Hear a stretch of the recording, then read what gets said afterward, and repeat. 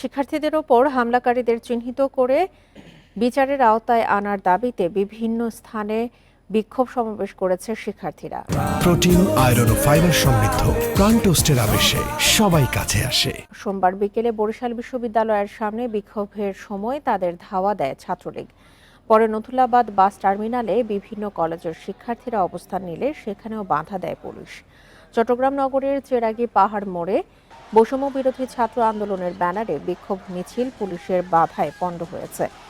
ফেনীতে ঢাকা চট্টগ্রাম মহাসড়ক প্রায় ২০ মিনিট এবং ঢাকা লক্ষ্মীপুর মহাসড়ক অবরোধ করে বিক্ষোভ করে শিক্ষার্থীরা।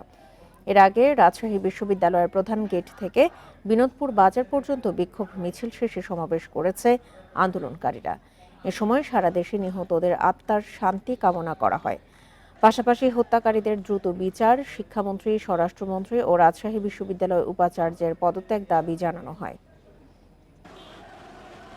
কেন্দ্রীয় যে সমন্বয়ক আছে তাদেরকে জোরপূর্বক বন্দুকের নল ঠেকিয়ে তাদের কাছ থেকে বিবৃতি আদায়ের প্রতিবাদে আমরা আজকে বিক্ষোভ কর্মসূচি এবং সমাবেশের ডাক দিয়েছি। আমাদের যে শহীদ ভাই বোনগুলো মারা গেছে, শহীদ হয়েছে, তাদের যেন সুষ্ঠু বিচার হয়, শুধুমাত্র আত্মতত্ত্ব এটাই আমাদের হলো দাবি।